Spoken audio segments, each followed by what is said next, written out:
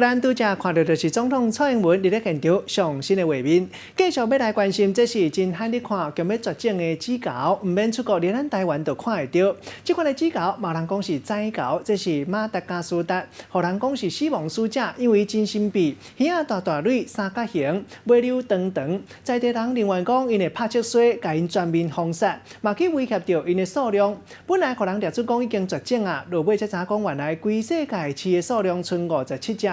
这个嘛是讲会当讲是保育类的动物。日本上野动物园最近就借一只猫来到台湾，刷落来伫咧台北市立动物园，就会甲大家见面。对镜头咧上来上去，这种目睭圆润润、耳仔大大皮的动物，伊号做仔猴，是台北市立动物园的新朋友。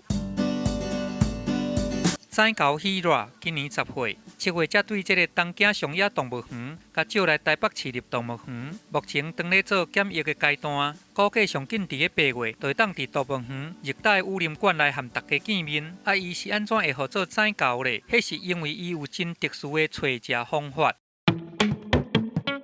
利用手指头伫树壳安尼扩来扩去，经过这个花声辨认，就知影树壳内底的糖蜜伫倒位。就是安尼，才互这个仔猴研发出这长的中仔。中指的部分，它其实是特化非常的细长，所以它在野外觅食的时候，主要是以昆虫为主，所以它会去找一些树干或者是竹筒，它会去敲击。这种夜行独居臭杂只的仔猴是马达加斯加的特有种，过去互当地人甲看作是死亡的使者，会地带在下，煞来甲赶尽杀绝。伫1933年的时阵，就想讲已经灭族绝种去啊。不过到1957年，国防发现到，目前全世界饲的仔猴敢若剩57只尔，已经列入去特别灭绝的这个保育动物。当地人会觉得它像是一个小恶魔，所以看到的时候，他们觉得可能会带来厄运，所以大家看到通常就是会直接捕杀掉。在亚洲地区的话，就是目前只有日本的上野动物园跟我们有志猴。不过保育人员讲，这只新来的 Hira 其实伊的个性真温和，佮那软，真有机会来争做园区后一个动物名称。